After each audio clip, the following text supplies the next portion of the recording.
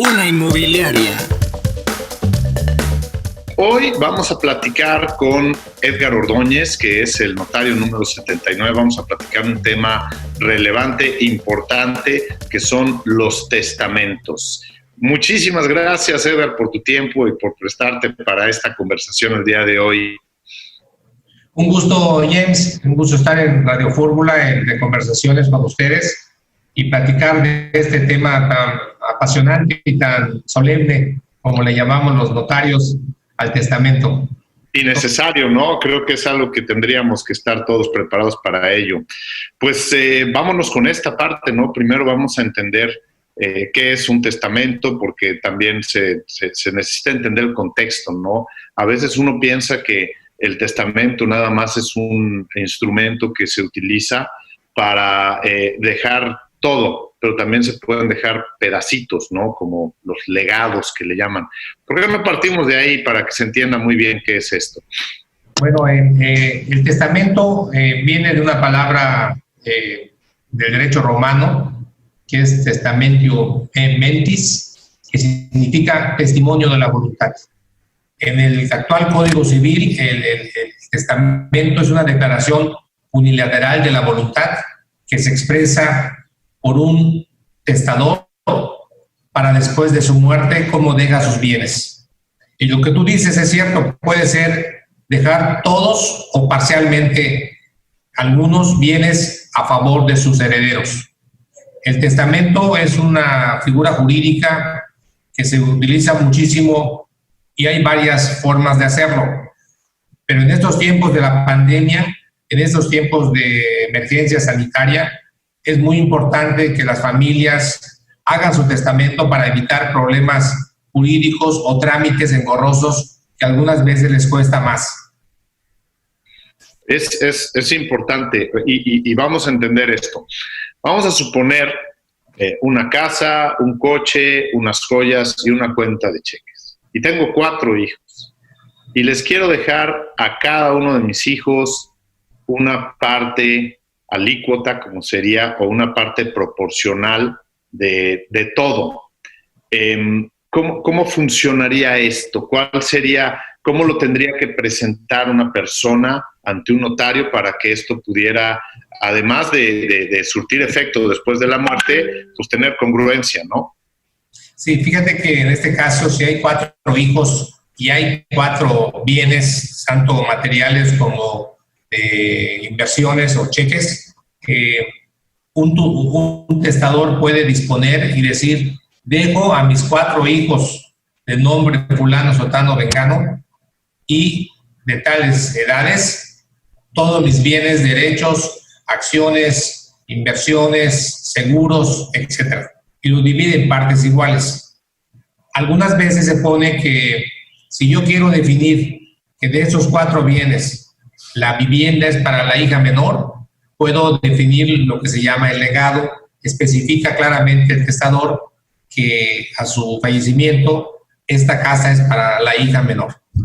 En el caso particular si se pone a los 4, hay una figura jurídica, un concepto muy interesante que dice: dejo a todos mis hijos en partes iguales mis bienes, mis derechos, mis acciones. Y ahí pone el párrafo, con derecho a crecer. ¿Qué significa? Si alguno de los herederos no está vivo, fallece antes que el autor de la sucesión o está incapacitado para recibirla, tendría que pasar a los demás herederos. Y hay una serie de figuras jurídicas que cuidan mucho a los menores, James. En el caso particular, generalmente cuando hay menores, cuando es un solo bien, se cuida mucho por el juzgador o por el notario, de acuerdo al Código Civil, las garantías de que haya alimentos para los menores o para los adultos mayores que haya una vivienda, cuando es un solo bien. Hay varios tipos de testamento.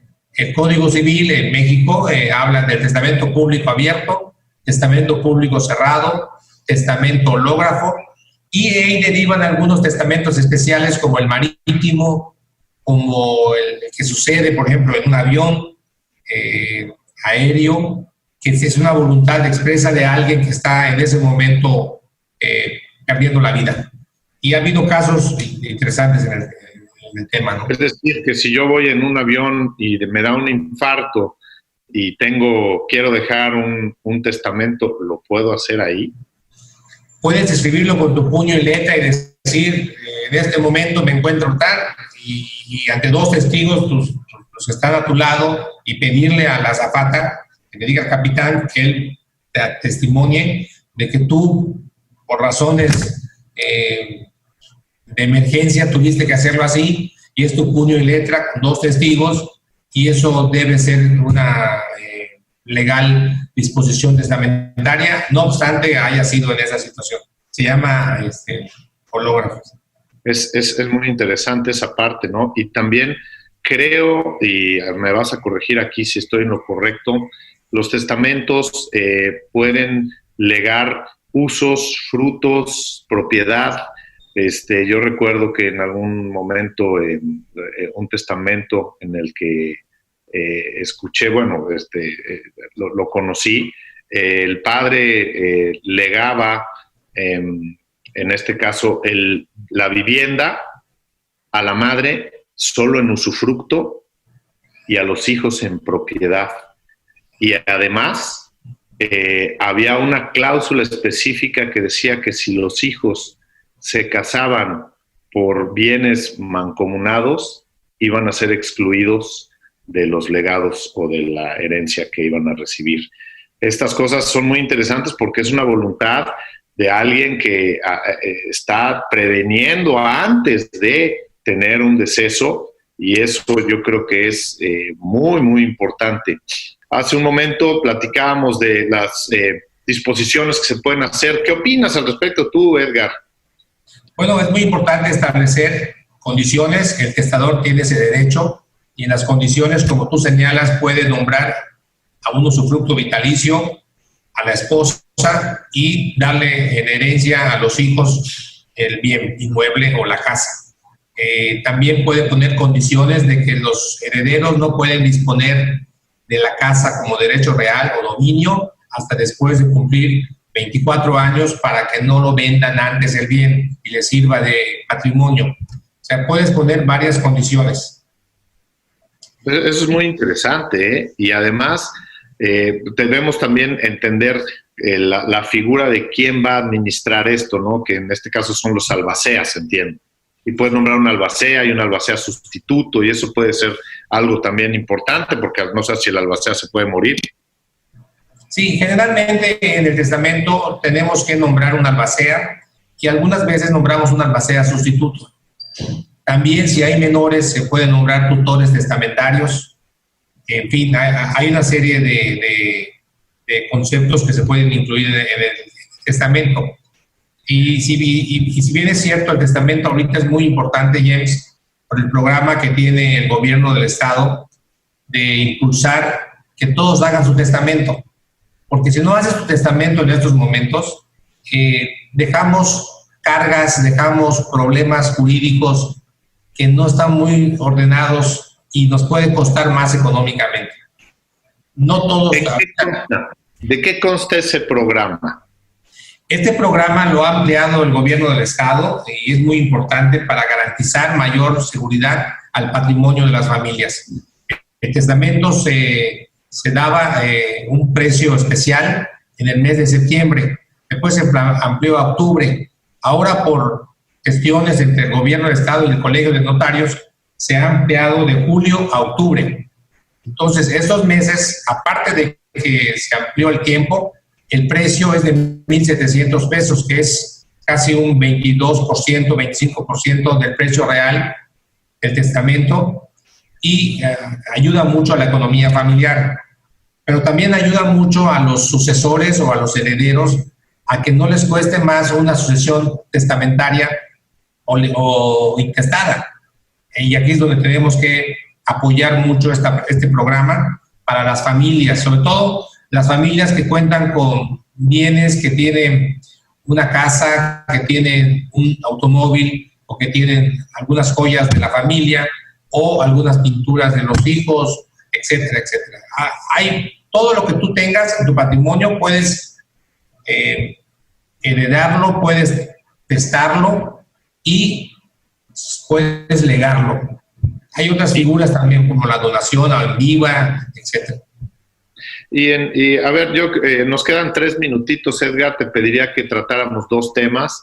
El primero es, ¿qué sucede en caso de que haya una sucesión que muera y sin testamento? Y la segunda es, ¿cuándo recomendarías hacer un testamento en edad? Porque a veces nos esperamos hasta los 50 años, cuando yo creo que debería ser desde los 20. Pero tú dinos, por favor, ¿qué es tu opinión? Bueno, en el primer caso, cuando no hay testamento se llama sucesión intestada.